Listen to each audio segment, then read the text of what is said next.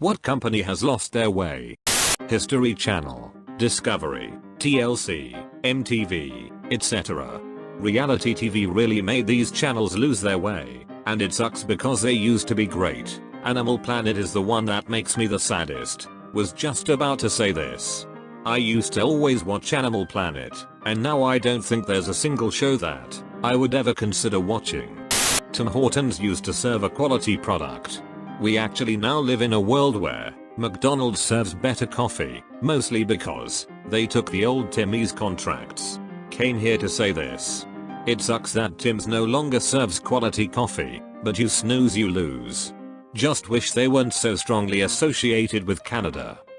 The glorious downfall of Yik Yak. It had the potential to match the gravity of Snapchat and Instagram, but they decided to bait and switch their product, changing it into another generic social media platform. I used to use Yik Yak in college, and someone posted they found 2 cats behind IDK, let's say Building B. It's been a while. Building B and I casually walked past Building B that day, and there were 2 kittens running around. I have 2 cats now. Theo turned 5 this year. I hope their names are Yik and Yak. Yik Yak might be one of the best example of how to completely fuck something up. They lost their entire user base in about a week, at least at my college. For those who don't know, Yik Yak was basically anonymous Twitter, filtered only by location. It was a place to complain about things, post party locations, funny thoughts, whatever random shit you wanted. Then they required people to make accounts, and no one did. It was honestly the same effect as if 4chan started requiring accounts and real names in the middle of its popularity. Edit. So apparently they started changing shit because of bullying, racism, etc. That actually makes sense. Still, I feel like they could have simply blocked people that were posting hateful stuff, instead of requiring everyone to register. But maybe not. I don't really shit about that kinda computer stuff. YouTube for sure. Went from trying to protect users to not even caring about most of them with a corrupt system. Had my channel for over 7 years. Didn't have much there except for my subscriptions and favorite recommendations. One day out of the blue they just banned me without even explaining why. Tried appealing. Felt like it was automatically rejected. Facebook, all you see anymore is tons of ads littering your feed with a few of your followers' posts. Similar post to what you like is literally just thinly disguised ads. I hate it so much. Literally every other post on my wall that I go to see my friends post is ads now. They didn't lose their way. They were never on a good path in the first place. Growth at any price. Privacy be damned. Wired had a long article about their 15 months of hell that summarized this pretty well. TLC, the learning channel. TLC has turned into morbidly obese people bathing in giant metal tubs, and domestic problems taking place under gazebos.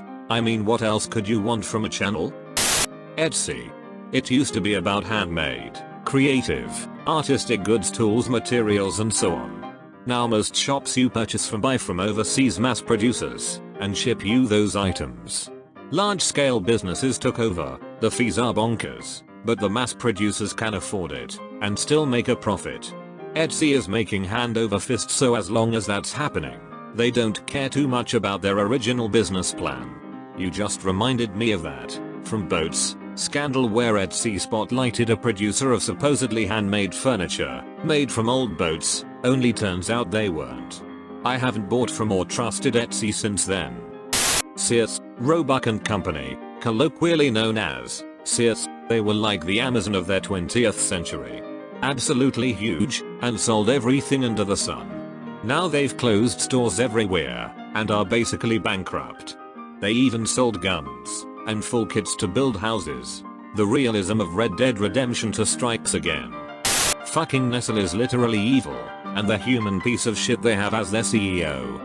I live in a very mountainous region in Canada, and I'll tell you, we have the best, most cleanest, tastiest water in the whole world until Nestle decided to build a factory and has been sucking out all the water in our aquifers and leaving gunk in our rivers.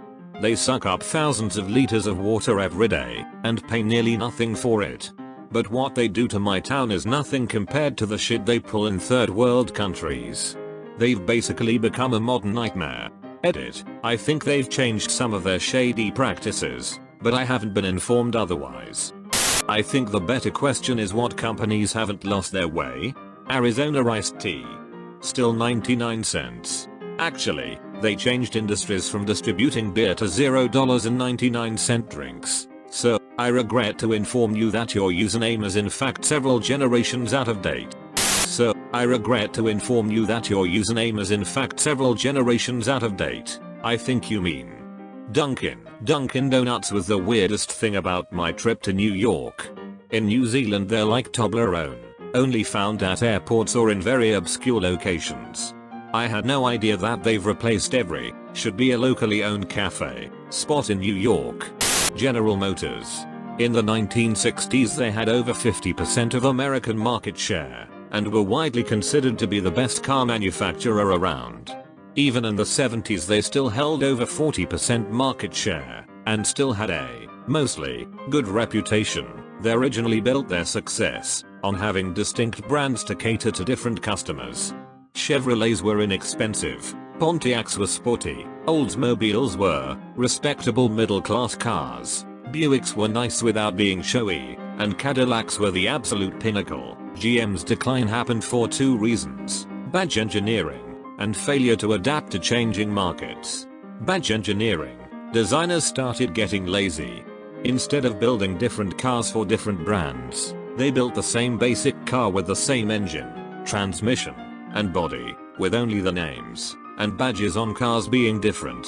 No reason to pay extra for an Oldsmobile, or book when a Chevrolet was objectively just as nice. This damaged consumers' perception of the quality of GM cars, leading them to go elsewhere. Failure to adapt to changing markets. They built their business on big cars, and when small cars began to grow in popularity, they built half-assed small cars that were utterly terrible to try, and pushed consumers into paying more for big cars. The end result was customers buying better small cars, which were usually Japanese imports. In fairness, not all GM cars are bad, and the company has improved since they went bankrupt in 2008, but their decline was 100% their fault. Grew up in Detroit. Multiple family members worked for GM, several for Ford, a few for Chrysler. This is spot on. I would add that the beginning of the end for GM was how they managed the Saturn line. Saturn had the potential to save GM from itself. They screwed that up so bad. GM was in trouble over the long term anyway, for reasons best illustrated in a video clip from a meeting with W. Edwards Deming. He was a quality control expert. He went to Japan after WWII and got their industries operating, and it was his methods and techniques that took Japanese products from unreliable jokes to the things everybody wanted. The Deming Prize is named after him. As a result of this remarkable success, American companies who had previously ignored him suddenly wanted to hear what he had to say. In a business class, I saw a video of a meeting between him and some GM executives, and as they are getting started, a GM guy says something like, "I know a Cadillac is higher quality than a Chevy," and Deming cuts him off. "How do you know that? And if it's true, why do you make a Chevy at all?" The GM guy looks a combination of offended and completely confused. It's obvious that the culture clash is so bad nothing Deming says is going to sink in. Victoria's Secret. It's very obvious nowadays that they are desperate to keep afloat, and will take almost any measure to do so.